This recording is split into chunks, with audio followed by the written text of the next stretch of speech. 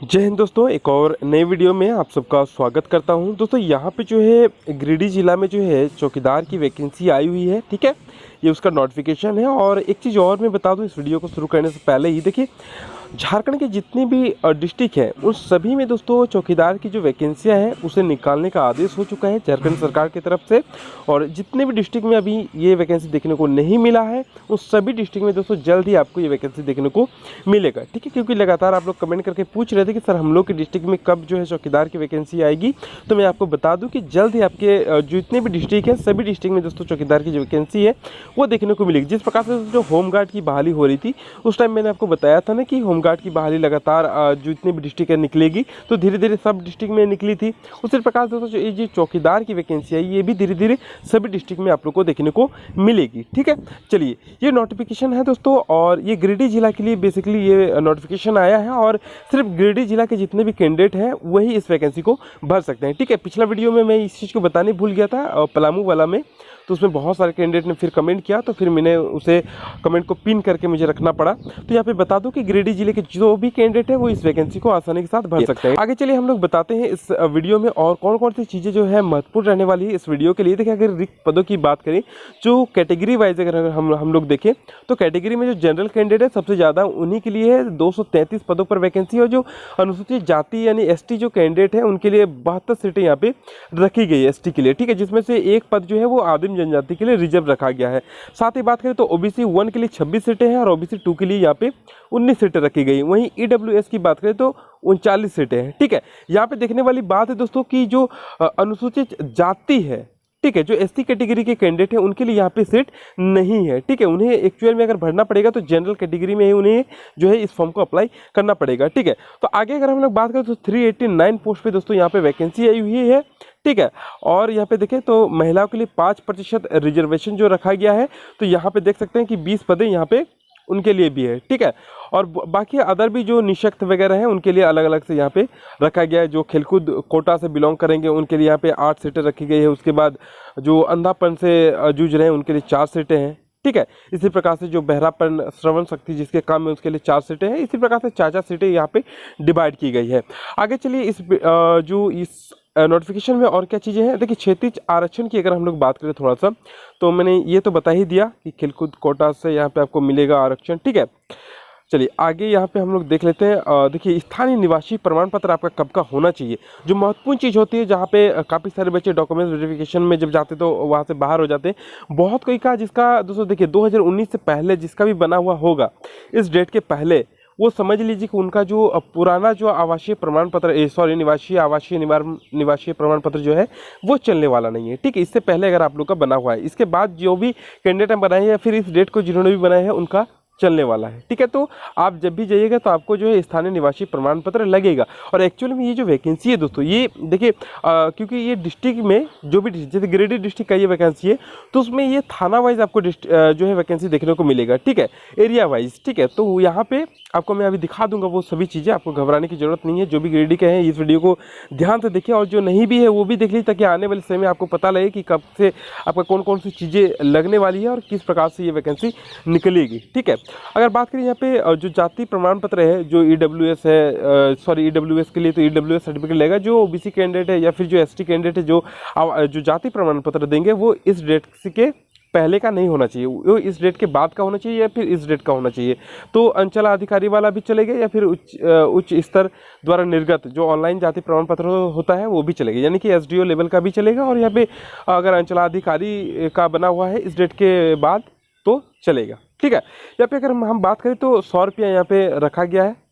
जो general candidate है और जो ओबीसी कैंडिडेट है उनको इस फॉर्म को भरने के लिए देखिए बैंक ड्राफ्ट के माध्यम से आपको ये 100 रुपया कटाने होंगे। ठीक है, बैंक में जाके तो उपायुक्त के नाम से ये 100 रुपया कटाने होंगे। और जो भी जो एसटी कैंडिडेट है अनुसूचित जनजाति से रिलेटेड और जो अभ्यर्थी 50 रुपये और उनके लिए 50 रुपये है एसटी कैंडिडेट के लिए। ठीक है, और जो दिव्यांगजन है उन सभी के लिए और महिलाओं के लिए यहाँ पे शून्य बात करते हैं हम लोग शैक्षणिक योग्यता। इसके बाद है न्यूनतम शैक्षणिक, अगर देखिए शैक्षणिक योग्यता की अगर हम लोग बात करें जिसमें बहुत बड़ा बदलाव हम लोग को देखने को मिला कि 10वीं कक्षा कर दिया। तो आप लोग जानते हैं कि झारखंड पुलिस को भी भरने के लिए 10वीं पास चाहिए होता है। यहाँ तक कि IRB की जो वैकेंसी निकलती है वो भी 10वीं पास होता है।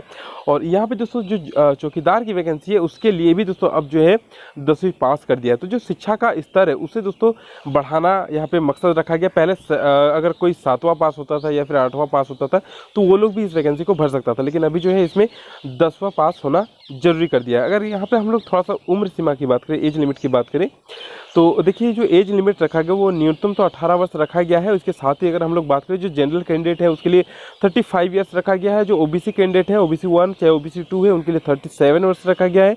जो फीमेल कैंडिडेट है सभी फीमेल कैंडिडेट के लिए 38 वर्ष रखा गया, और जो ST कैंडिडेट है उनके लिए यहाँ पे 40 वर्ष रखा गया है। ठीक है, तो ये एज लिमिट रहने वाली है। तो एज लिमिट भी अगर हम लोग देखें तो 18 से लेकर 40 वर्ष तक का कोई भी कैंडिडेट यहाँ पे इस वैकेंसी को भर सकता है। आगे यहाँ पे थोड़ा सा और कुछ इंपॉर्टेंट चीज़ें हैं वो भी मैं बता दूं। देखिए यहाँ पे 2 चीज़ें कहा गया है कि अभ्यर्थियों को संबंधित बीट क्षेत्र का स्थायी निवासी होना चाहिए। अभी संबंधित बीट आपको मैं समझा दूंगा कि जो भी थाना क्षेत्र से आप भरेंगे फॉर्म को, ठीक है, उसी थाना क्षेत्र से आपका होना जरूरी होगा, यानी उसी थाना क्षेत्र का आपको स्थायी निवासी होना पड़ेगा, तभी उस थाना में आप लोग जो है इस फॉर्म को भर सकते हैं। इसीलिए कहा गया है कि संबंधित बीट क्षेत्र का स्थायी निवासी होना अनिवार्य होगा अभ्यर्थी को। ठीक है, इसके बाद कहा गया है कि अभ्यर्थी को साइकिल चलाने का ज्ञान अवश्य होना चाहिए, क्योंकि ये जो चौकीदार की जो ड्यूटी होती है वो आप लोगों ने भी देखा है कि गाँव-गाँव घूम के करनी पड़ती है। ठीक है, जो भी उनका संबंधित बिट रहेगा। नियुक्ति प्रक्रिया किस प्रकार से रहेगी, जो आप लोग का सिलेक्शन प्रोसेस है वो किस प्रकार का रहेगा, तो देखिए इसमें भी बड़ा बदलाव देखने को मिला है। पहले अगर हम लोग बात करें तो लिखित परीक्षा में बहुत ही एकदम नॉर्मल होता था, एक जगह पे बैठा के सिर्फ जो साहब होते थे वो कुछ बोलते थे और कैंडिडेट को लिखना पड़ता था, लेकिन अभी इसमें बदलाव कर दिया गया है और जो लिखित परीक्षा आप लोग से लिया जाएगा वो 50 अंकों का होगा। जिसमें क्या पूछेगा दोस्तों, तो सामान्य ज्ञान से रिलेटेड कुछ प्रश्न रहेंगे और जो स्थानीय भाषा हो गई उससे रिलेटेड कुछ प्रश्न पूछे जाएंगे। ठीक है, और इसमें दोस्तों 30% मार्क्स लाना अनिवार्य कर दिया है। अगर 30% मार्क्स नहीं लाते हैं तो फिर आप डिस्क्वालीफाई कर दिए जाएंगे। यहाँ पे अगर हम लोग बात करें तो जो सिलेक्शन होगा वो तीन में से एक का होगा। ठीक है, यानी 1/3 रखा गया है सिलेक्शन यहाँ पे। ठीक है, तो आगे अगर हम लोग शारीरिक माप की बात करें तो यहाँ पे जो आपका माप रहेगा, जो आपका हाइट रहेगा उसकी बात करें तो जनरल कैंडिडेट के लिए 160 सेंटीमीटर, OBC कैंडिडेट के लिए OBC 1 OBC 2 के लिए 160, और जो अनुसूचित जनजाति है उनके लिए 155 रखा गया, और जो महिला कैंडिडेट है उनके लिए 148। सभी फीमेल कैंडिडेट 148 चाहिए सभी फीमेल कैंडिडेट को, और ST कैंडिडेट को 155। ठीक है, चलिए आगे इसमें और कुछ चीज़ें हैं। देखिए जो शारीरिक जांच परीक्षा होगा, जो पिछले वीडियोस में बताया, ये सभी जितनी भी बहालियाँ निकलेंगी अभी झारखंड में उनमें ये हाइट सेम रहने वाली है, एग्जाम का पैटर्न सेम रहने वाला है, रनिंग का प्रोसेस, जो रनिंग का जो पॉइंट सिस्टम है वो भी सेम रहने वाला है। तो पिछले वीडियो में ही इस चीज़ को मैंने कवर करा दिया था आप लोगों को कि 5 मिनट से पहले अगर दौड़ को कंप्लीट कीजिएगा, जो मेल कैंडिडेट है वो उन्हें 20 अंक मिलेंगे। 5 और 6 मिनट के बीच अगर तय करिएगा तो 10 अंक, और 6 मिनट से ज़्यादा लीजिएगा तो डिस्क्वालीफाई हो जाइएगा फिर। ठीक है, जो फीमेल कैंडिडेट है 8 मिनट से पहले करिएगा तो 20 अंक मिलेंगे, और 8 और 10 मिनट के बीच करिएगा तो 10 अंक मिलेंगे, और यहाँ पे 10 मिनट के बाद करिएगा तो फिर डिस्क्वालीफाई हो जाइएगा। ठीक है, तो ये रहेगा आप लोग का बेसिकली फिजिकल, जो कि एग्ज़ाम के बाद होगा। पहले एग्ज़ाम लिया जाएगा और फिर एग्ज़ाम के बाद आप लोग का ये फिजिकल होगा। और तो एक चीज़ और बता दूं कि आप लोग का जो यहाँ पे मेरिट बनेगा, देखिए यहाँ पे लिख दिया है जो मेधा सूची बनेगा, तो वो बनेगा दोस्तों जो लिखित परीक्षा में प्राप्त अंक होंगे और शारीरिक जांच में प्राप्त अंक होंगे। ठीक है, तो दोनों को मिलाकर दोस्तों आपका जो और एक चीज़ दिया कि कार्यानुभव में प्राप्त अंक के योग के आधार पर, यानी कि बहुत सारे ऐसे थाने हैं जहाँ पे बहुत दिनों से ऐसे चौकीदार हैं जो सरकारी नहीं है, वो लोग बहुत दिन से ऐसे ही उन्हें बहाल करके काम ले रही है सरकार, तो उन्हें भी दोस्तों विशेष छूट दिया गया। अगर उन्हें एक साल का एक्सपीरियंस रहेगा तो उन्हें 2 अंक मिलेंगे। अगर 2 साल का एक्सपीरियंस रहेगा, देखिए वो चीज़ को यहाँ पे लिख दिया है, यहाँ पे आप लोग देखिएगा तो उस चीज़ को लिखा हुआ है, यहाँ से आप लोग पढ़ सकते हैं इस चीज़ को। ठीक है, कि कार्य अनुभव के आधार पर उन्हें अंक दिए जाएंगे। तो ये सभी तीनों चीज़ों को मिलाकर दोस्तों मेरिट का निर्धारण किया जाएगा। इस चीज़ को यहाँ से गौर से पढ़ लीजिएगा आप लोग। ठीक है, लिखित परीक्षा, आपका शारीरिक जांच जो फिजिकल लिया जाएगा वो, और जो आपका कार्य अनुभव रहेगा, उन तीनों को मिलाकर आपका मेरिट का निर्धारण बेसिकली किया जाएगा। ठीक है, और उसके बाद दोस्तों आप लोग का जो है, देखिए सभी चीज़ें होने के बाद आप लोग का जो है मेडिकल भी लिया जाएगा। ठीक है। जो भी कैंडिडेट पास करेंगे उनका मेडिकल लिया जाएगा और उसके बाद दोस्तों आप लोग का देखिए यहाँ पे एक चीज़ और दिया गया है कि परिवीक्षा। अब परिवीक्षा क्या होता है ये भी थोड़ा सा समझ लीजिए इस वैकेंसी को भरने से पहले कि परिवीक्षा वो चीज़ होता है दोस्तों, जैसे कि आप लोग बहाल तो हो गए, तो बहाल होने के बाद अगर आपका जो कार्य सेवा है वो संतोषजनक नहीं पाया जाता तो वैसी स्थिति में सेवा समाप्त की जा सकती है आपकी, तो इसमें आप दावा नहीं कर सकते हैं। तो यहाँ पे जो परीक्षा का समय रखा गया वो भी मैं आपको दिखा देता हूँ। अगर किसी चौकीदार की सेवा परिवीक्षा की अवधि में संतोषजनक नहीं पाई जाती है तो परिवीक्षा की अवधि 1 वर्ष के लिए बढ़ाई जा सकती है। यानी कि अगर आप जैसे कि बहाल हो गए उसके बाद आपका जो कार्य है, बहुत होता है ना कि कार्य करने का मन नहीं होता है बहाल होने के बाद, तो वैसे अगर आप लोग करिएगा तो 1 साल दिखेगा और आपको अधिक से अधिक, ठीक है, बहाली होने के बाद आपको जो कार्य परिवीक्षा है उसकी अवधि में 1 साल की और बढ़ोतरी करेगी। उसमें भी अगर संतोषजनक नहीं मिलेगा उनको कार्य तो फिर आपकी जो सेवा है वो समाप्त करी जाएगी। ये चीज़ दोस्तों सभी चीज़ों में होता है, क्योंकि जैसे कि हम लोग अगर आईआरबी में, तो अगर हम लोग बात करें तो 3 साल तक ज्वाइनिंग के बाद 3 साल तक दोस्तों हमारी जो नौकरी है वो भी दोस्तों खतरे में रहती है, ठीक है। 3 साल होने के बाद ही दोस्तों सभी सुविधाएं हम लोग को भी बेसिकली मिल पाती है, ठीक है। तो ये चीज़ें अलग चीज़ है, इसे बाद में कभी जब वैकेंसियाँ निकलेंगी उस टाइम समझाऊंगा। देखिए सबसे बड़ा चीज़ है कि इसमें अगर सुधार की बात करें, जो पेमेंट में जो बदलाव हुआ है ना, वो देखने वाली बात है कि 5200 से लेकर 20,200। पहले चौकीदारों को दोस्तों बहुत ही कम पेमेंट मिलता था, आपको बता दूं, और जैसे जैसे पुराने होते थे उनकी जो सैलरी है उनमें इंक्रीज वो सैलरी होती जाती थी। और अभी दोस्तों अगर बात करूं तो शुरू में ही दोस्तों आप लोग की जो सैलरी रहेगी वो दोस्तों 20,000 प्लस की रहने की उम्मीद है। 100% दोस्तों यहाँ पे 20,000 प्लस की आपकी जो बेसिक सैलरी बनेगी वो 20,000 प्लस की बनेगी, और जो ग्रेड पे 1800 ग्रेड पे रहेगा इसका, ठीक है। आवेदन किस प्रकार से करिएगा वो चीज़ देख लीजिए। और आवेदन करते टाइम देखिए बेसिक रूप से आपको जो डॉक्यूमेंट्स, आपको दस्तावेज जो लगाने हैं, आपका फॉर्म, क्योंकि ये तो ऑफलाइन में भरा जाएगा ना, तो उसमें आपको आपका शैक्षणिक योग्यता यानी मैट्रिक से रिलेटेड जो भी प्रमाण पत्र है वो सभी आपका, खास करके आपका एडमिट कार्ड लग जाएगा, आपका जो एडमिट कार्ड के बाद आपका मार्कशीट, आप, ठीक है, ये 2 चीज़ें हो जाएगी। उसके बाद आपका स्थानीय निवासी प्रमाण पत्र, आपका जाति प्रमाण पत्र, जिसके पास जो छूट लेने चाहेंगे उनको जाति प्रमाण पत्र देना होगा। जन्म तिथि से रिलेटेड तो मैट्रिक का सर्टिफिकेट में आपका मिल जाएगा, ठीक है। 4 यहाँ पे स्व अभिप्रमाणित अद्यतन 4 पासपोर्ट साइज फोटो लगेगा, ठीक है। और जो भी देखिए दस्तावेज स्व अभिप्रमाणित प्रति अनिवार्य रूप से संकलन करेंगे, यानी कि जो भी दस्तावेज दीजिएगा उसमें अपना स्व अभिप्रमाणित का मतलब होता है सेल्फ अटेस्टेड, यानी कि खुद का सिग्नेचर करके डेट मार के दीजिएगा, ठीक है, या फिर खुद का सिग्नेचर सिर्फ करिएगा तो भी चलेगा, लेकिन सेल्फ अटेस्टेड होना चाहिए, ठीक है।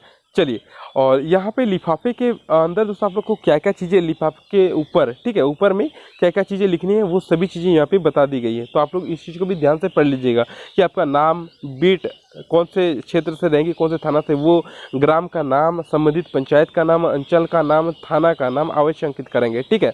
परीक्षा की तिथि जो भी रहेगी वो दैनिक समाचार पत्रों के माध्यम से आप लोग को दे दी जाएगी। और आवेदन को आपको कहाँ पे भेजना है वो डिटेल यहाँ पे दिया गया है, यहाँ पे आपका एड्रेस दिया गया है। तो इस डिटेल में आपको जो अपना जो लिफाफा है उसे स्पीड पोस्ट के माध्यम से दोस्तों भेज दीजिएगा, ठीक है। और यहाँ पे दोस्तों एक चीज़ और दिया गया है, यहाँ पे एड्रेस को साफ साफ लिखिएगा लिफाफे के ऊपर, ठीक है।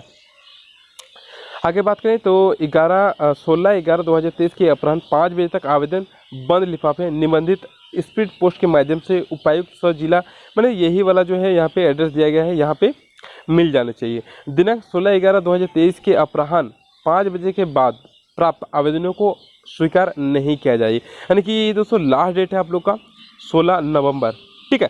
16 नवंबर दोस्तों लास्ट डेट रखा गया है। और ये जो फॉर्म है आप लोग का, ये फॉर्म दोस्तों मैं अगर देखूं तो ये फॉर्म दोस्तों 16/10 यानी 16/10 से आपका शुरू हो जाएगा, ठीक है। तो आप लोग उस हिसाब से दोस्तों इस फॉर्म को अप्लाई करना शुरू कर दीजिएगा। 16 अक्टूबर से शुरू है और 16 नवंबर को समाप्त है ये फॉर्म। तो सारी चीज़ दोस्तों इस वीडियो में बता दिए हैं। अगर वीडियो पसंद आएगा तो मेरे लिए एक लाइक कर दीजिएगा। मिलता है नेक्स्ट वीडियो में। फिलहाल अभी के लिए जय हिंद, जय भारत।